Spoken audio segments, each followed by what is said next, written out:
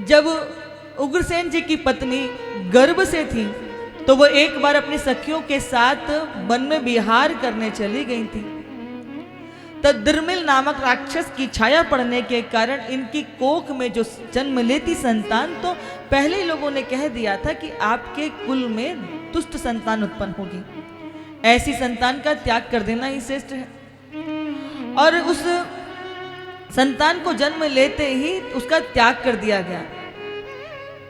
शूरसेन जी नित्य यमुना जी की उपासना करने के लिए जाते थे, स्नान करने के लिए जाते थे। उन्हें लता पताओं में लिपटा हुआ बालक मिला, वो उसे घर ले आए और अपने ही बालक के समान उसका भी पालन पोषण करने लगे। इसलिए बचपन में कंस और वसुदेव दोनों का लालन पालन एक साथ हुआ।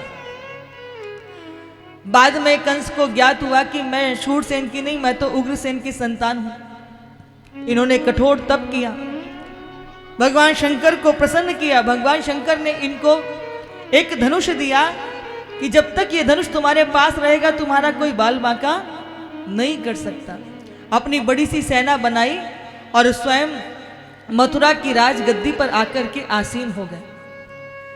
सारे सत्कर्म विराम लग गया, ना कोई यज्ञ, ना उपासना, ना कोई साधु संतों की सेवा।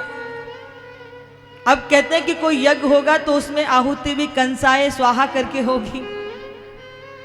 और आप सब जानते हो कि जब अधर्म बढ़ता है तो अधर्म का नाश करने के लिए प्रभु अनंत रूप लेकर धरती पर आते हैं। जब जब होई धर्म की हानि, बाढ़ई अधर्म, बाढ़ई अशुभ अधर्म अभिमानी, तब तब प्रभु धरी विविध शरीरा, हरहि कृपा निधि सज्जन पीरा।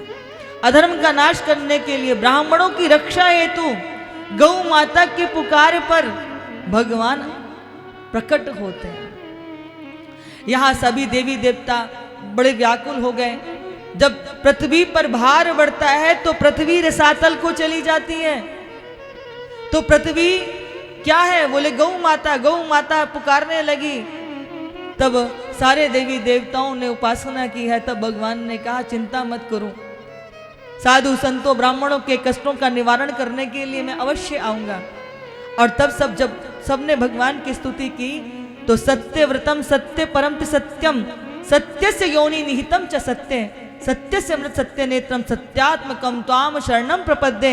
हे सत्य स्वरूप भगवान, आप सबके कल्याण हेतु, रक्षा हेतु प्रकट होजिए, अवतार लीजिए। सबने प्रार्थना की, भगवान ने आश्वासन दे दिया। इधर कंस के मन में आया कि क्यों ना मैं वसुदेव के साथ अपनी चचेरी बहन का विवाह कर दूं देवकी का। पूरी मथुरा को स्वर्ग के समान सजा दिया गया, इतनी दिव्यता के साथ पूरी।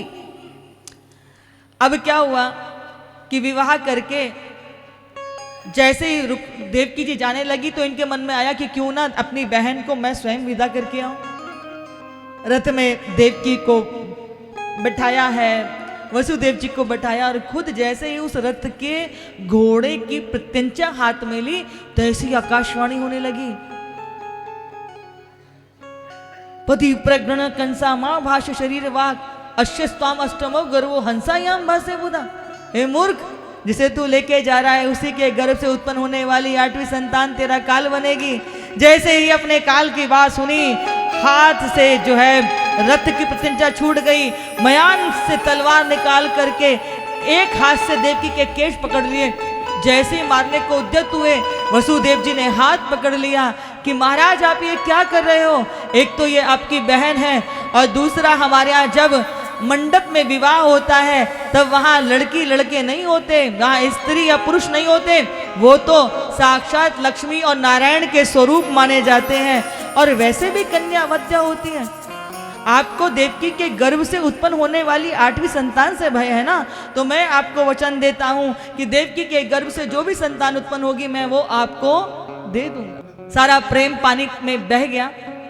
जैसे ही मृत्यु की बात आई, वो जब प्रेम था ना वो सब कापूर उड़ गया। कपूर में लगाते ना तो कपूर गायब हो जाता है, ऐसी सारा प्रेम